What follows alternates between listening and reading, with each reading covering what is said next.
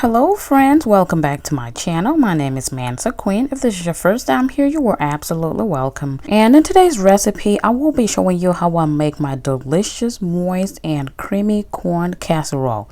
Yes guys, topped up with some cheese, and if you would like to see how I put all of that together to get this delicious and satisfying comfort food and the perfect side dish for the holidays coming up, is Memorial Weekend and any other time of the year, definitely want to keep on watching.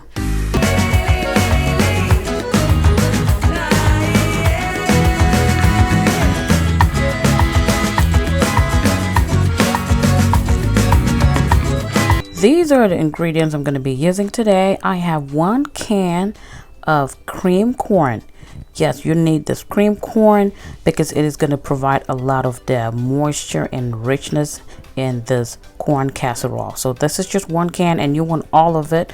Don't drain it or anything.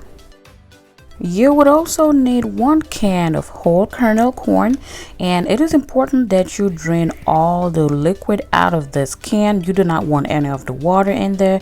You only want the kernel corn. Okay, so I've gone ahead to drain that out off camera. So just 1 can of that, and I'm gonna be adding today half of a yellow onion. This is the sweet onion, and it's going to provide a lot of flavor and deliciousness. And I'm also going to be using some assorted peppers. I got yellow, red, and orange. They're going to bring in their own sweetness, pop of color, and lots of flavor. You would also need 1 stick of butter, which is an equivalent of half a cup of butter. You can use salted or unsalted butter, and as you guys already know, if you've been watching my video, Kerrygold is my favorite butter. It is real butter and delicious. You would also need another star of the show, is an 8-ounce pack of cream cheese. Yes guys, traditionally you would use sour cream, but today I am using cream cheese, and I'm telling you, it is so delicious. If you have never tried it, go ahead and give it a try and let me know. It's going to add a lot of richness, a lot of decadence, and it would also make our corn casserole very creamy. You also need 2 eggs, and these are at room temperature, by the way. It is really important that all the ingredients are at room temperature, and the eggs are going to help to bind everything together. You would also need 1 teaspoon of pure vanilla extract. Guys, there is nothing like putting vanilla in your baked goods, whether it's sweet or savory. Try it. Now I'm going to start off by melting my butter in my skillet. And all the ingredients that I use today will be listed in the description box below. Make sure you check it out if you would like to try any of my recipes.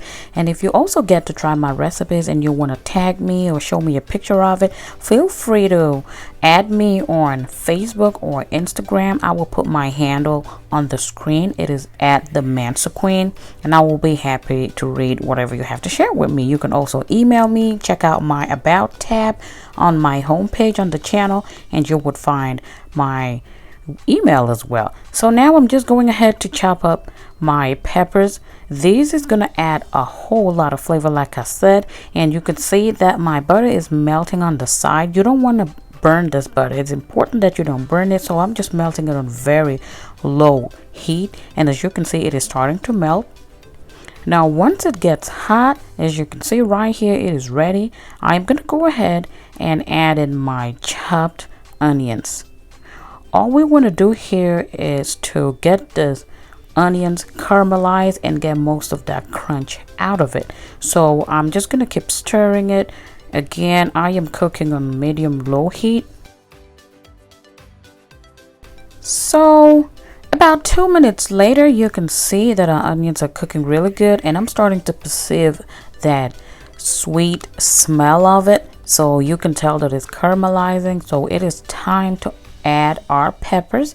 So in it goes. This dish is so simple, so easy, and make sure you start off with this process because you need it to cool down before you add it to the other mixture, because you do not want the raw eggs to start cooking before you get it into your oven. So it's really important that you start with this step and allow it to cool down.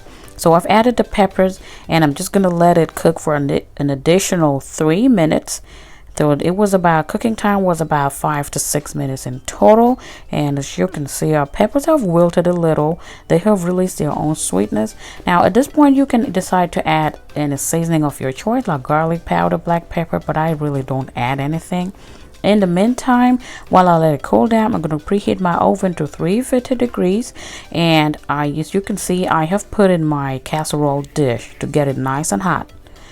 Alright, while we wait for our oven to preheat, the star of the show, you would need some corn muffin mix to make your corn casserole. And you can use Jiffy. Jiffy is an 8.5 ounce. You can use the vegetarian Jiffy or the regular Jiffy, which is the red one with America's favorite on it. So you need 8.5 ounces of that. If you don't want to use Jiffy, you can use Martha White. This is also a really nice brand. I really like it, but this pack is actually small. I think it's only about 7 ounces, so you will definitely need the additional 1.5 ounces, which you can easily just get out of another box and measure it out.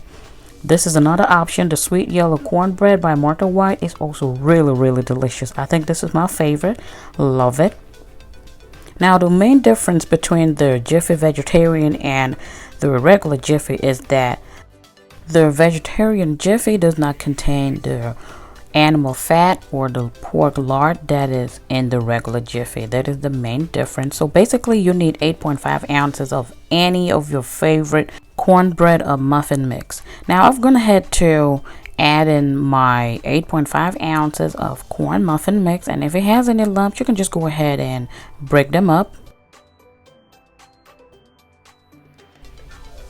And to that, I'm gonna be adding the whole kernel corns. Now I got this tip from Kamira's Kitchen. Yes, check out Kamira's Kitchen here on YouTube. She's a beautiful sister, and she made me realize that, oh, this good old baking trick of, you know, when you're trying to make a blueberry muffin and then you coat the blueberries in flour to get them to suspend in the batter instead of sinking to the bottom of your muffin or your cake. That's exactly what she did with her corn casserole. And I was like, girl, I gotta try that, because I never really thought about trying it with my casserole. And I'm telling you, I tried it the first time she mentioned it when I watched her video, and it made a difference. It was perfect. And here I am, I'm doing it. So shout out to Kamira's Kitchen, y'all. Check her out on YouTube. She's doing really good, lots of recipes and more. All right, so at this point I'm gonna add in my cream style corn, and as you can see, it looks so delicious already. If you are enjoying this video, please go ahead and give it a thumbs up. It helps me out. Now I'm adding my cream cheese, and make sure that it's really soft and at room temperature, because you do not want to mix too much. I'm also adding my eggs, which are also at room temperature. Like I said, the eggs are going to help bind everything together. And in comes in my vanilla. If you have never tried vanilla in your casserole, go ahead and give them a try. Once you start baking, you can tell all the difference. The smell is divine. Now I'm just going ahead with my whisk and just mix everything. You just want to break up the cream cheese. Some people actually like to leave lumps of cream cheese in the casserole. It actually looks pretty when it's done and you scoop it out and you actually see pockets of cream cheese. It's delicious. So do whatever you like. I like to break it up as much as possible, just like so, without over mixing it.